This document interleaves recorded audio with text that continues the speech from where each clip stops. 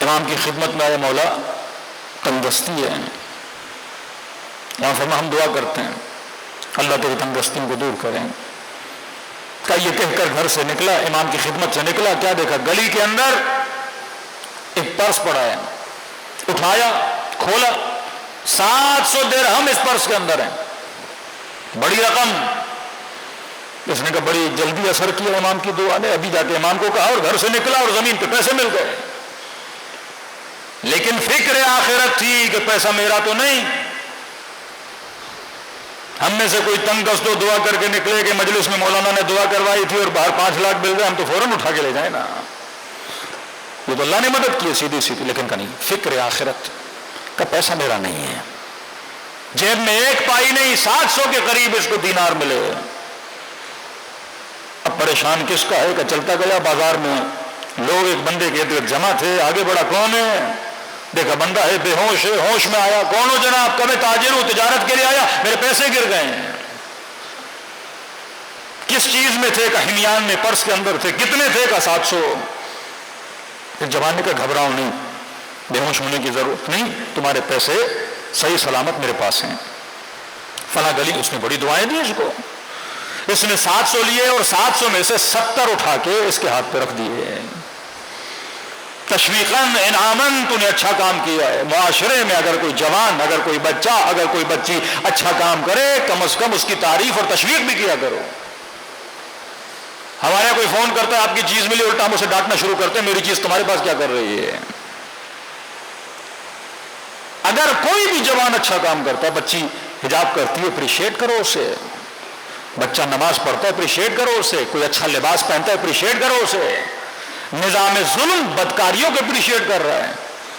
آپ کی T V پہ اسے سیلیبریٹی بنا کے بلایا جاتا ہے جو ٹک ٹاک میں سب سے گندے کام کرتا ہے۔ آج یہ معاشرے کے سیلیبریٹیز ہیں، کیوں؟ کیونکہ کروڑوں کماتے ہیں، کیپٹلزم کا زمانہ ہے۔ آج معیار ہنر نہیں، آج معیار کردار نہیں، آج معیار علم نہیں، نسلوں کے حوصلوں کو پست کیا جا رہا ہے۔ پہلے بچہ کہتا تھا انجینئر بن جاؤں، ڈاکٹر بن جاؤں، بچی کہے میں ٹیچر بن جاؤں، کوئی کہے میں معلم بن جاؤں۔ آج کہے گا ڈاکٹر بنو گے کتنا کماؤ گے؟ وہ دیکھو ٹک ٹاک پہ بیٹھا ہے، کروڑوں کما رہا ہے۔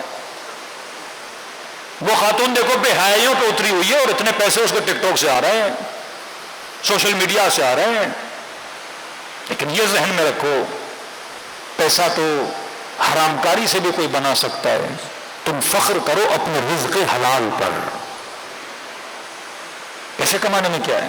کوئی بدکاری پہ اترا ہے تو پیسے بنا سکتا ہے۔ ہیرون بیچنے سے بھی پیسے آتے ہیں، جسم فروشی سے بھی پیسے آتے ہیں، جاسوسیاں کرنے سے بھی پیسے آتے ہیں۔ لیکن کون سا پیسہ؟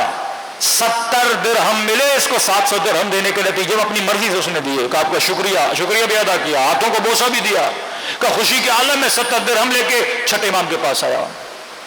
کہاں سے ملے؟ امام نے کہا کہ مولا آپ نے دعا کی تھی، کسی کا مال ملا، میں نے اسے واپس دیا، اس نتیجے میں مجھے 70 دیے۔ مولا نے اس کے ماتھے کا بوسہ لیا، سینے سے لگایا کہ ماشاءاللہ بڑا اچھا کام کیا تم نے۔ پھر امام نے اپنی جیب میں ہاتھ ڈالا، 30 درہم اور نکال کے اس کے ہاتھ پہ رکھ دیے، ہو گئے 100 درہم۔ امام نے کہا جمع یہ بتا، وہ 700 درہم تعداد میں، عدد میں، نمبر میں زیادہ تھے، وہ ان کو بھی تو اٹھا سکتا تھا، لیکن ایک فرق ہے، وہ 700 عدد میں زیادہ تھے پر اس میں برکت نہیں تھی، یہ 100 عدد میں کم ہے، ان میں برکت ہے۔ وہ حرام کا تھا، یہ تجھے اللہ نے حلال کا عطا کیا ہے۔ تو اپنے معاملات کو اللہ کے سائز سے صحیح کر، خدا لوگوں کے درمیان صحیح کرے گا۔ تو اپنی آخرت کو صحیح کر، خدا تمہاری دنیا کو صحیح کر دے گا۔ 3 چیزیں، معرفت، محبت، اطاعت۔ اللہ کی معرفت، پہچان خدا کی، خدا کی محبت، عشق خدا، اور جب عشق خدا وجود میں آ گیا تو پھر اطاعت پروردگار عالم بھی آتی۔ کربلا میدان اطاعت کا نام ہے، شہداء کربلا۔ اس طرح ان کو اللہ نے اتنا درجہ عطا نہیں کیا کیونکہ انہوں نے اپنے معاملات کو اللہ کے ساتھ کیا کیا تھا؟ سیٹ کیا تھا۔ یہ فرش عزا گھروں کو بناتا ہے، یہ فرش عزا جوانوں کو بناتا ہے۔ کربلا مجموعہ ہے، کربلا میں بچہ بھی ہے، کربلا میں بوڑھا بھی ہے، کربلا میں جوان بھی ہے، ہر رول ماڈل آپ کو کربلا میں ملتا ہے۔